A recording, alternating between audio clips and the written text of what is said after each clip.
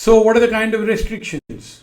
There is no possibility for group travel for education, person to person travel, which is people in America sponsoring Cubans, their relatives to come and get educated in America.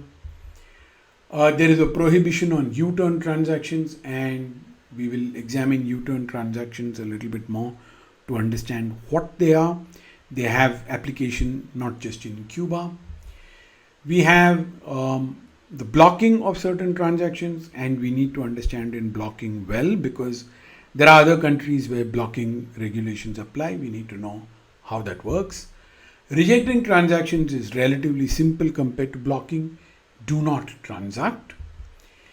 No business bookings at Cuban government owned properties. So you cannot travel to Cuba and book a hotel, transport, any facility which is owned by the Cuban government. Thereby you will be enriching the Cuban government. No alcohol or tobacco purchases, though Americans love. Havana cigars are an exotic product, and you see them featured in cinema. American movies will often show off somebody having Havana cigars as a special treat for his favored guest. And there's a Cuba restricted list. No remittances with people, either inward or outward, with people that appear on the Cuba restricted list. Those are all the restrictions. Now these are very nuanced restrictions. You need to know the nuts and bolts of these restrictions, but these are pretty clear. So let's look at U-turn transactions. A person makes a remittance from a non-US bank. It touches a bank in the US and immediately heads out to another non-US bank to be credited to the beneficiary. The money just fleetingly passes through the US bank.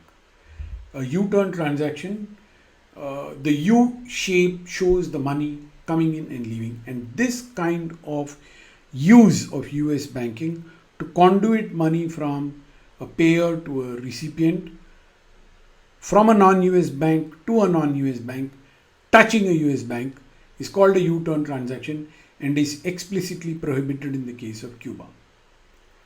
Then there is reject and block, best simply understood by this graphic. If there are incoming funds, reject them, do not process them. One set of rules. Another set of rules: if the account is blocked, there is an account, it's blocked. There is no account, reject it. There is an account, block it. Let the money come in. Park it in interest bearing instruments like bank deposits or even other investments. Do not allow any money to go out. Simply allow money to come in. The money that accumulates in the account can be used only for specific purposes, and all such transactions, only those debits are permitted as allowed by OFAC. So the typical operation in these accounts is money comes in, money gets invested, the investment matures, comes back into the account, but nothing can go out unless it is explicitly permitted under OFAC rules. We will look at some of those exceptions, right? They're very logical exceptions, and those exceptions you will find for blocked accounts tend to be the same even with regard to other countries, so they're good to look at once. Any transaction in these accounts, whether debit or credit, have to be reported within 10 days.